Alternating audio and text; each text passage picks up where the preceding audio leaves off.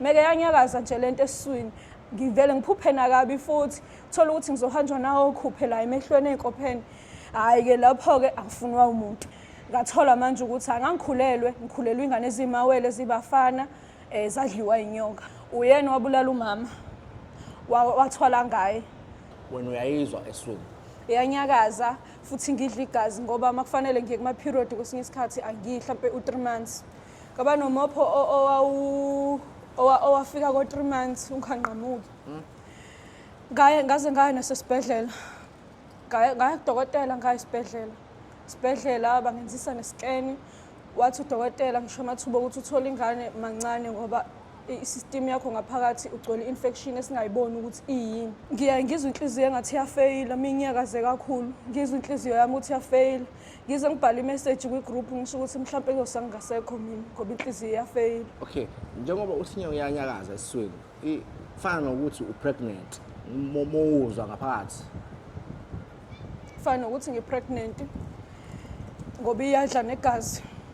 Futhi isisu ngesinye isikhathi isisu sami sibuye sibe sikhulu wonke umuntu athi awusiyakubongela suze wakhulelwa. Sikubingelele-ke sinamukele kwi-Real TV1 Stories. Igama yami uNelo. Namhlanje ngifikile ngihamba nosisi la ozoshare isitori sakhe but ngakho konke egcina usuku into esifunayo ama-results, into esifunayo i-solution. Usathatha kasibeke usisi nami ngizombuza kancane sihlanganile ngo-WhatsApp esebenzisa i-phone number. Abanye-ke sesihlangana through email, abanye kube i-cellphone number. Sisi wami uyaphila? Ngiyaphila bhuti. No, ngiyajabula ukuthi sigcine sihlanganile noma ucishe sangahlangana losina lesi ngoba wangithola ikhathi esi-wrong nami iphesela ngikuhlala. Mhlawumbe ivoice yami uyayizwa ukuthi ishintshile ingathi le-bass. Awalulami kahle hle but ngithe ngingakubambezeli sizame usizo siye phambili. Mhlawumbe usisi nje siqale ekuqaleni indaba yakhe mhlawumbe nje ngamafuphi. Uzwe usisi ethi unenyoka esiswini. Okay, siyafuna-ke singene kakhulu lapho but ngifuna siqale ekuqaleni ukuthi ngokwakho ukhulele emndenini onjani? Yebo, mina ngikhulele emndenini obumkhulu kangangokuba ugogo wami ozala ubaba noma wami bashada. Okay, ugogo wami ozala ubaba istory sisithola lately. Ugogo wami ozala ubaba washada emndenini othize wasendaweni yaseMthwalume. Ubaba wafika naye ekhulelwe kuthiwa waxoshwa ekhulelwe ubaba ngoba kubo wezalwa induna yasebukhosini ezaliswe emzini ekuthiwa wawuphuwa. Mayexoshwa washada-ke kulomndeni, washada nobaba wakhula nama-siblings wakhe, waba ney'ngane ezilako-15 ngalezo zikhathi. So umndeni besihlala kona bekuyigceke elikhulu nomuphi ubaba enonkosikazi wakhe ney'ngane zakhe nendlu yakhe. Kuwumuzi nje wawumkhulu ongangokuba namhlanje-ke awusekho omkhulu kulokuhamba ngawani. Thina-ke akekho owasitshela iqiniso nowasitshela iqiniso. Besikhula kanzima sihlupheka bonke abantu besebenza benayo yonke into bengasenzeli lutho. Ubaba wami elala emobeni eluka obhaskidi dayisa bona ahlwelwe ezindleleni ihamba ngeenyawo. Sibaningi kithi ngoba silako-8 sima-siblings but sikhula namhlanje sibawu-7. Nalo oyikhozi yakona konke ubunzima bempilo yami sengimbeke eceleni sibawu-6 kuleli gceke esihlala kulona. Sakhula uma wami edayisa e-street vendor. Kungekho right sakwazi ukufunda-ke sakhula sasafunda impilo inzima kungekho lutho singenalutho. Kuthe kuhambeni kwesikhathi ubaba wagula ngo-2014 unyaka uqala wagula isonto labayilodwa wadlula ngo-April. Mayedlula kusuka lapho asikutholanga ukuphumula ney'ngane zakithi nomama. Ekuguleni kwababa ubaba ugula vele sengiyagula mina angazi noma ngangazi kancane ngoba sasisonta eZayoni. iZayoni is prophet. Zasho iZayoni ukuthi lo mntwana kuhamba ayilengise ngobuloyiwe kanje kodwa ngesikwazi ukusho ukuthi uba. Kunyaka 2013 ngangifunda umatric. Ngangihlala nomuntu owudadewethu engizalwa naye uma wami nobaba wami owashada. Ngangumntwana owayehlukile-ke kunabanye ngoba nenyama ngiqale nje recently ukidla ngangayidli zonke lezi zikhathi. So kwakune-rosal engangiyigqoka yasemaromeni nakhona eyavezwa esontweni ukuthi kusacelwa ngigqoke i-rosal eblue enamabhoka amakhulu. yaduka lo Rosali, ngadukelwa iphenti, ngihlala naye emzini wakhe ushadile, umyeni wakhe akahlali nathi, ufika kanye Hlala nosisi wakho makuphela inyanga. Yes, ngesikhathi ngihlala nosisi wami. Kodwa ekhaya kukhona kulo muzi omkhulu, abafowethu nodadewethu abanye nabazali basakhona. Okay, kufike ku-2014 ubaba ashone. Kusuke lapho-ke ngingabi right nami. Iqale lento lapho ngimncane, isikole ngiyasifuna angisitholi. Kahle kahle ngo-2013 ngangiwuqedela, ngangibhala izifundo ezimbalwa ngawuphasa umatric ngo-2020 kodwa ngangawuphasa kahle. Okay. Kwathi-ke ngo-2014 kanjalo-ke ama-results ami avele alahleka, kwakuwukuthi kwakunezifundo ekuthiwa ngiyibhalanga kodwa ngibhalile. Seqala ukusinda kwempilo yami ekubeni sakhula sivele singekho right. Ahamba ubaba kudlule asimgcwabe, ngiqale ngigule, ngibe nenkinga esinyeni kodwa ngisamncane, ngisayitshitshi, yabo nje angazi lutho.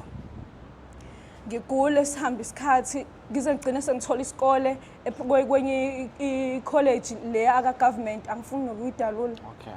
Ngithole isikole, ngifunde, ngiqale ngo-2015. Ngigule nakhona lapho ngiyafunda ngiyagula ngenxa yokuthi ngangumntwana owayekhuleka, ngiye emasontweni, ngenza yonke into kodwa ngisho nalabo bafundisi laba ababevunywa kuthiwa basindisiwe bayaprofetha abantu, mina babevesane bathi ayiboshwe kakhulu la, bangidlule bangangikhulekeli, babevele besindeke. Ayike ngifunde kunzima kunjalo, ngize ngigcine sengiqedile. Kunemodule engabhala ka-5 kwakuyi-major subject yami, ngayibhala ka-5. Iduka ama-results engaphumi elahleka. Ngibhale, uthola ukuthi kwenye isemester kuzothiwa woza uzobhala ungakhokhi. Ngingakhokhi, mase kufanele ngiyolanda i-permit yokubhala, ayikho i-permit kodwa ngisayinile, yonke into yami ngiyisayinile, ya-correspond, kodwa mase kufanele ngiyobhala, ayikho i-permit yami. Ihamba iminyaka ngigcine siyilungile lento, ngigcine sengithola ne-INSEF ka-education. Kodwa lesinye isifundo esisi-major subject ama-results aso ayengekho, ngiyithole i-INSEF ingekho injalo, ngiqhubeke lo ngiyibhale azagcine sengiyiphasile-ke zonke lezi zifundo. Manje ngayithola i-INSEF, ngazi kadlulela phambili ngaya kwi-intern kumasipala. Mangifika kwamasipala ngibe i-intern, kube right ngalowo nyaka ngiqala ukuba i-intern uma wami wadlula emhlabeni. Engenalutho naye. Wayigulela nje? Azange agule. Wengenalutho sasiphuma esontweni. Mina ngeza leThekwini ngoba ngangisebenza ngihlala eThekwini. Ngeza ngoba ngenzela ukuthi angifuni ukuvuka kakhulu.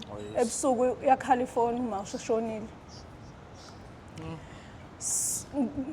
Iphele i-intern yami ngo-2020. Kusuka lapho angilungelwa yilutho nalento iyangigulisa. Kufika umuntu engangithandana naye athi uzongilobola ekhaya, umfana o-right vele kodwa kungenzeki, yonke into ingenzeka, ayikho into ekuyenzeke kumina yenzeke kahle kwakona ayikaze yenzeke. Nediploma leyo yayingakaphumi, sekumele iphume, ngangilokhu ngilandelela ngifonele ePretoria, baze bagcina seyiphumile nakhona inezifundo engaphelele khona esishodayo. I-license into engathi iyaba smooth mangenza noma ngayifeyilile nazi kodwa i-license yona ngayiphasa kahle-ke yona, kwangaba khona ama-bridge kuyona. Kodwa-ke empilweni akaze kube right. Ngisearch away that ngihamba mangithola imali ngahamba ngaya kubantu, umuntu engahamba kuyena wagcina sengitshela ukuthi unenyoka esiswini, wayidliswa nge-rice nobhontshisi. Umuntu wawuhlala naye osibanibani wakasibanibani, odadewethu lowo muntu engeke ngize ngimdalule. Wasifaka umdliwe ekhaya, wathwala waba nenyoka, kodwa kakhulu ekuthwaleni kwakhe wathwala ngami ukuthi mina ngingabi lutho, ngize ngife ngikhala, ngingenalutho ngingeyilutho. Njengoba namanje ngiya-applya akukho engingakwenzi, akulungi lutho, yonke into yami imile. Ngayalelwa omunye uthisha owayengifundisa e-high school ukuthi awubokuye la endaweni eseJozini. Ngaya ngokuthola lift, ngizama ngibhatanisa kunjalo ngaze ngacula nasesikoletini. Ngaya lapho ngafike kwacaca ukuthi usizo ngizolithola khona, kodwa mase kufanele ngiye khona sekumele ngisizakale, ayisahlangani yona imali. Okay, ekuhambeni kwesikhathi-ke kanjalo salithola iqiniso ngo-2021 nama-siblings wami ukuthi ubaba akayena wakulesi sibongo, nomama la lotsholelwa khona akayena wakhona. La sasithi kamama khona abantu bendawo babengasifihleli basitshela lonke iqiniso ukuthi hayi uma wena wafika kanje kanje nogogo wenu akayena wala besikwazi thina lokho besihlezi sisho sixoxa nezingane zethu ukuthi laba basazoba nenkinga empilweni ngenxa yokuthi uma wabo wakhishelwe emzini orongi sakulungisa lokho sakufuna sakuthola khabo mama kwaba right sakulungisa nokwakababa sakuthola sakulungisa noma ama-ID nama-documents ngokoshintshwa kodwa uhambo sesiluhambile. South Africa nje into engiyizelela kuma-real stories ebengihlezi ngibona abantu beza bexoxa udaba labo ilokho nje ukuthi mina nginenkinga yokugula kanje ngihamba ngisho la ngisebenza khona ngixoshiwe la kade ngibamba itoho khona ngixoshiwe ngomsombuluko ngibingelelwe ngokuxoshwa ngenza ngalutho la ngangi-intern khona la kamasipala ngangikwi-department eyayi-right iqasha wonke umuntu waqashwa futhi enganginayo ngaleso sikhathi nabantu abaqashayo bonke abangifuni babevesane bangishintshele meke yanyakaza nje lento esiswini ngivele ngiphuphe nakabi futhi thola ukuthi ngizohanjwa nawo okhuphe la emehlweni ey'nkopheni hhayi-ke lapho-ke angifunwa umuntu akho umuntu ozongenzela utho nozongisiza yonke into izoma kungalungi lutho nje ngisho ama-siblings wami ayasafarisha kodwa at least into zabo asifananga nezami mina kuwesi kakhulu kwami siwakhile umuzi sasuka lapha kulowa muzi wawomkhulu siyawuzama umuzi siwakhile noma ungakapheleli konke lokho okunye okungenza ngibe ne-pressure yokuthi ngifuna umsebenzi ukuze ekhaya ngenza u-1 no-2 no-3 kodwa akulungele utho angikho right. Okay. Ngiyabonga nje ukuthi uyichaze kanje ngicanga ukuthi ibeke yaba clear but nginombuzo ngilapho nalapho. Yebo. Ubaba okay usisi wakho nje okuthiwa uthwele. Yebo. Ngabe wena because uthe uma uqala eqaleni wathi nani ba u8 kodwa seniba u7 but ungathi siba u6 ngoba lo munye simbali. Busho yena usisi wakho. Yebo. Ngaphambi kwanohlola nithole enyangeni kanjani sibala abantu abahlolayo. Benini nimbone ukuthi khona okuhlukile ngaye. Yebo besike simbone kakhulukazi mina ngoba mina wayehlezi esho ukuthi mina vele mengaphumelela angeke ngize ngimenzele lutho futhi ngiyoze ngiguqekena mangabe ngifuna ukuphumelela ngisoze ngabe lutho mina wayengitshela live lokho ngingakunaki ngoba ngithi umuntu wasekhaya ngigwinyitshe ngoba umama wayesifundisa ukuthi awunaki yonke into empilweni nangenhlonipho ngimnika indawo yakhe ngoba mdala kakhulu vele kunami mina ngisekugcineni. So okunye sikuzwanga ngabantu ababonayo uyena owayiphumela kuthina ngoba wakuthola qala naye lokho ngoba labantu esakhulela kubona babethanda yena yedwa enganeni zakithi bengasifuni thina sonke bemthanda bemenzela yonke into thina bengasenzeli lutho bengasiphakela ukudla singenalutho bengasenzeli lutho ekumthanda yena futhi sahamba lapha waqhubeka wangena khona waphuma ekhaya kuleli nxiwe elisho sihlala kulona akangeni yesahaba wethando ekhaya elikhulu. Okay leli lamanje akangeni nangomgcobo wamama azange aza contribute lutho kuyena onemali azange enze lutho akaze ayihlanganisa akaze sisize ngalutho kodwa sizalwa naye. Okay le enyoka muyizwa ukuthusile ukuyizwa noma nawe ubunakho ukusola ngenxa ukuthi kunenyaza eswini. Kungithusile kakhulu bengazi ukuthi kungaba into eyinyoka bengazi ukuthi bebethi wadla izizwe vele nami izinto eziningi ngiyaziboniswa mangilela into iyenzeka sengazi nakho lokho ngicathi kwaba umthelela wokuthi emndenini bangibulale ngiphila kanje bangigqibe ngiphila kanje ngoba nangalesikhathi ngilotsholwa ngangikhulelwe ngakhulelwa mhlawumbe 1 week ngoba ngangingazi ngiqala futhi ngiqala nokukhulelwa kwaphuma ukuthi hayi udokotela wangabona ukuthi bekhona ingane ngoba ngagula kakhulu ngagula inyanga yonke ngangayi nasemsebenzini ngathola manje ukuthi angangikhulelwe ngikhulelwe ingane ezimawele zibafana zadliwa inyoka ngoba ngaloso sikhathi ngigula watshela ukuthi ucela alethe imoto ngoba uneimoto angihambise esibhedlela azangazeze ekhaya azangazenze lutho azangazabe nandaba futhi kwathi ukudlondlobala ezintweni zakhe azangazeze nje azangazangisize azangazangi-attende njengodadewabo. So uma wakho nobaba wakho ukudlulayo emhlabeni anganisoli ukuthi mhlawumbe khona umthelela kuyena. Uyena wabulala umama wathwala ngaye shuthi angazi noma uNkulunkulu noma isidalwa yena esinqabayo ukuthi ngishone mina ngoba kahlahla inhloso kwakukuthi kushona umama bese kulandela mina bese kulandela ubhuti omdala bese yanotha baze baphele bonke-ke laba bese besala agqilaza iy'ngane ngoba baney'ngane laba abanye.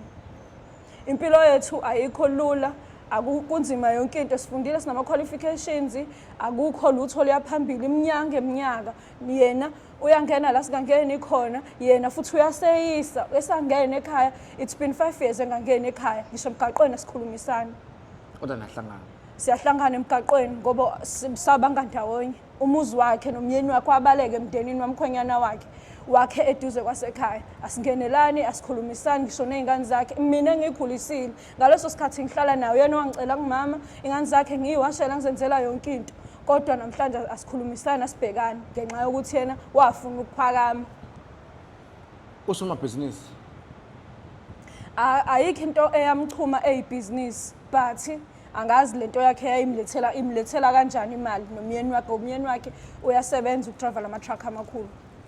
Okay. Lapha eJozini. Yebo. Babe ukuthi bazokulungisela ngamalini mhlawumbe. Babethe bekuzoba 2.5 ukukhipha lenyoka bese ngiqale ngigeze bese ngikhipha lenyoka. Labo banje labo baseJozini usaxhumana nabo. Yebo nginayo inamba yabo. Okay. Ukuthi sengenzela if ukhona indlela engayihlanganisa leyo mali leyo ukwazi ukuthi uyokwenza lokho noma mhlambe if khona umuntu obukayo ongathi mina ngingakunikeza leyo mali leyo uhambe uyokwenza lokho asazonza from now abantu bayabuka anything ingenzeka ungaba khona ngisho uzoqhamuka athi uyakunikeza umsebenzi mhlawumbe ama qualifications zakho imaphi noma mhlawumbe umsebenzi owilling ukuyenza Ngiwilling i-vision yami njengomuntu we-HR ngine public management. Okay. Ngine experience ka-HR yonke. Shared services, recruitment, konke nje ku-admin okuphathelene ne-HR. Iyona qualification enginayo. Iwona umsebenzi vele engiwuthandayo empilweni yami ukuhlala ekhompyutheni, ukhona ucingo ngiyasebenza nje. Okay. And una experience usebenzile kakhulu education. Yes, ngina experience. Okay, osisi bakho labanye uhamba kanjani ubona ama-siblings akho? Ama-siblings ami lo ilasibona ngilamayo uyi-2000 une degree ye-office technology. Okay. Lo munye une-teaching ne-HR engimlamayo. Akayitholi nayo i-teaching yakhe. La ekhona kuyitoho nje engatheni. Sithola izinto ezincane ezingatheni ongekwazi nokuthi lendle sifunayo siyakhe ongekwazi asinayo ngisho imoto sithembekile uma usibuka kodwa silungelwa ilutho ngenxa yomndeni ngenxa yasisi nabantu bala babazalwa nobaba isoko nalo yebo nginalo ilona lesefuna ukulobola elafika ekhaya lazongilobola kodwa kwangaqedwa kwaba khona izinkinga endleleni yethu asikaze sibe abantu abaxabanayo nabahlukanayo kodwa izinto nje zibophile akuyeke phambili but nisajola bathandana sisathandana yena usebenza enkampanini e-right usebenza kahle ngathi usebenza kahle yena kodwa kunobunzima ngenxa yale nyoka mebechaza ukuthi ngisho bekuthiwa uyawuthola umsebenzi ngenkani ikhona le nyoka vele buzoshona ngokuhola ngoba iyalethelwa ukuthi ikuvalele yonke into empilweni wena uyayizwa eswini iyanyakaza futhi ngidla igazi ngoba makufanele ngiye kuma period kwesinye isikhathi angiyi mhlambe u3 months mangiya hayi ngizoya kambi into engisaba nokuphuma endlini ngithi ayisayidropeni noma ngiyapha olifesana kube worse angibambi anginawo umntwana ayikho into yami elungile nje ayikho elungile ngize ngafisa nokushona emva kokuxoshwa kulomsebenzi ngoba nabantu ebengibathembile ebengisebenza nabo ngithi bazongisiza abangifuni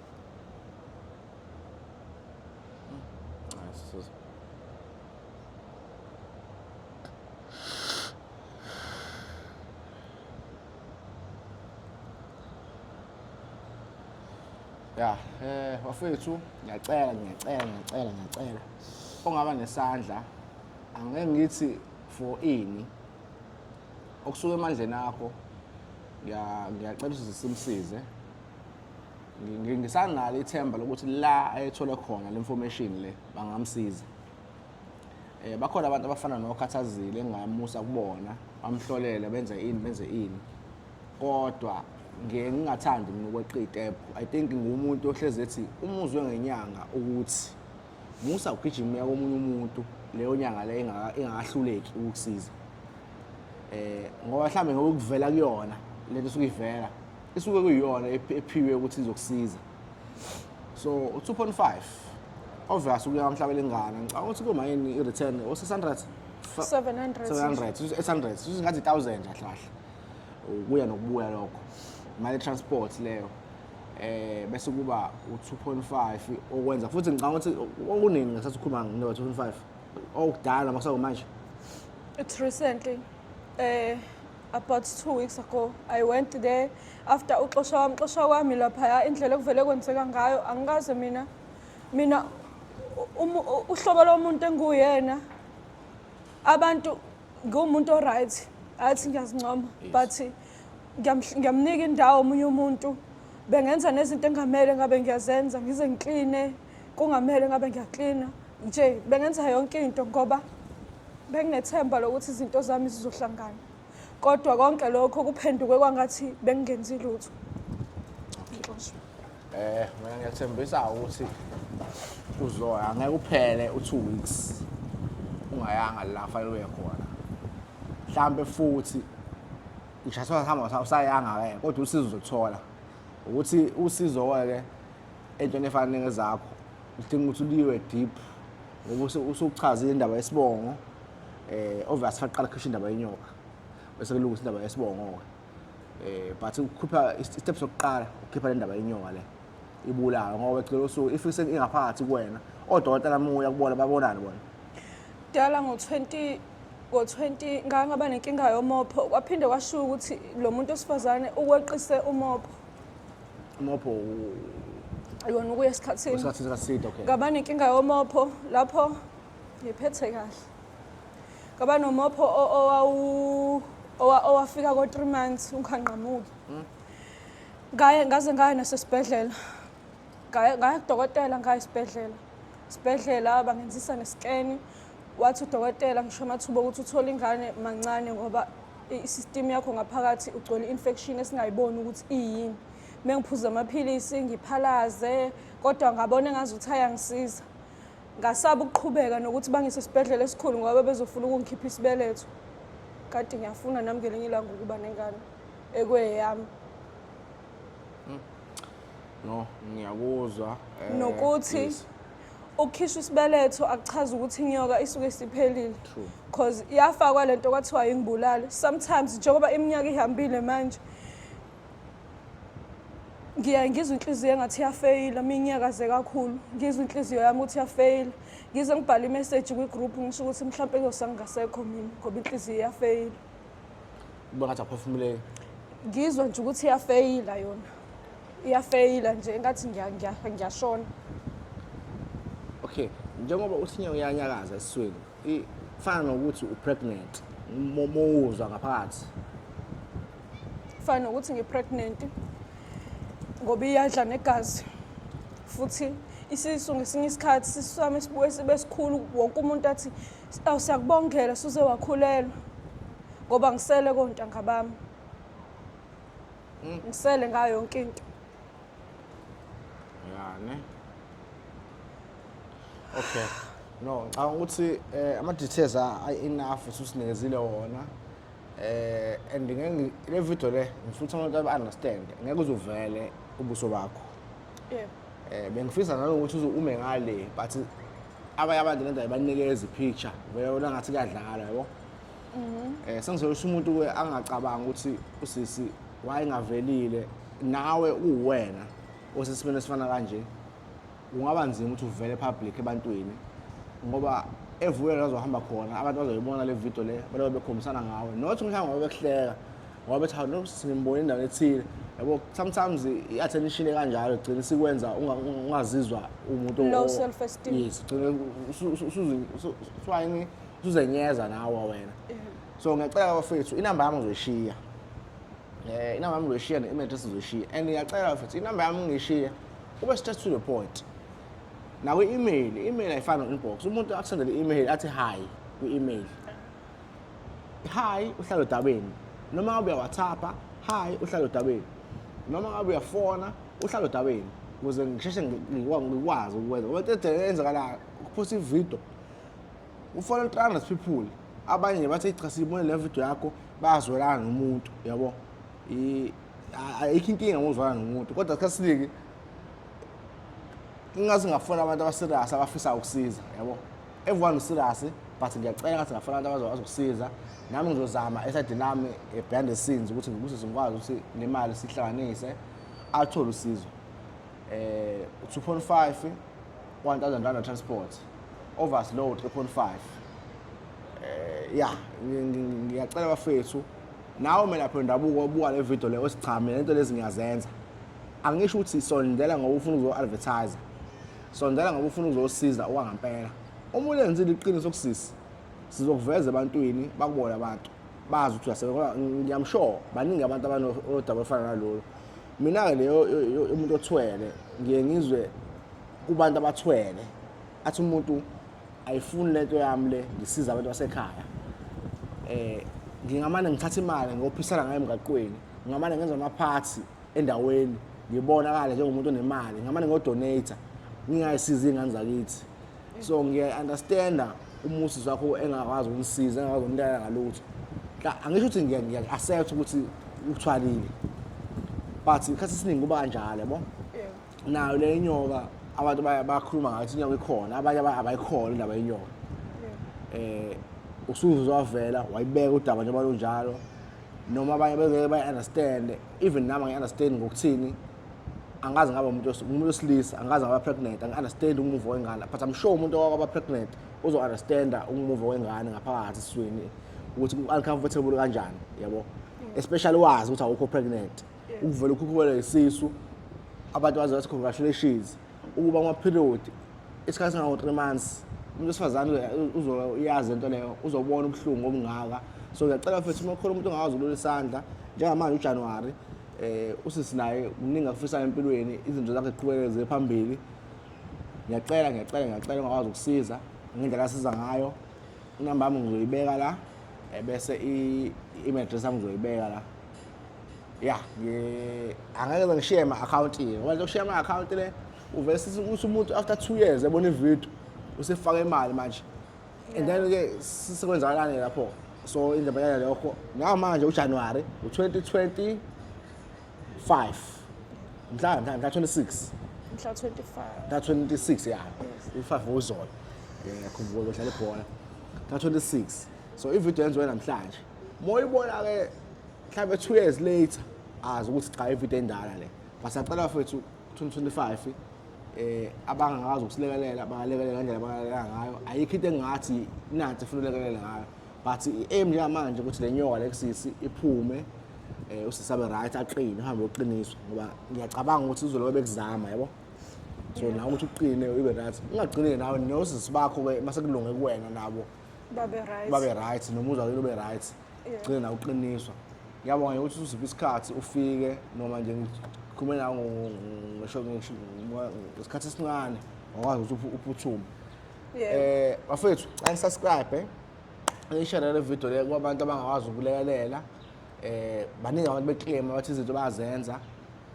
angifuni abantu abazofuna ukubukwa ngosisi ngifuna abantu abazosiza usisi ngoba abantu la online bayathanda ukubonga abanye abantu bese hamba ethi ngamsiza uSonibani la so asikufunike lokho nama-scammers abahlehle kakhulu-ke njengamanje serious kakhulu 2025 lo ngiyabonga kakhulu ngekusaseni bafethu i-Reality One Stories lena sizoniphathela iy'tori siyabuya-ke nonyaka lo ngathi ividiyo yokuqala lesenze this year ake nje till next time stay blessed ngizobuya no-part 2 ukuthi kuhamba kanjani kwenzakala kanjani if usisi uphumelelile sizobuya sisho if usisi akaphumelelanga sizobuya sisho siveze ukuthi indaba engaphumeleli kanjani ngoba everything kumele ibe leqiniso everything kumele iqonde so abonga kakhulu ake nje till next time stay blessed.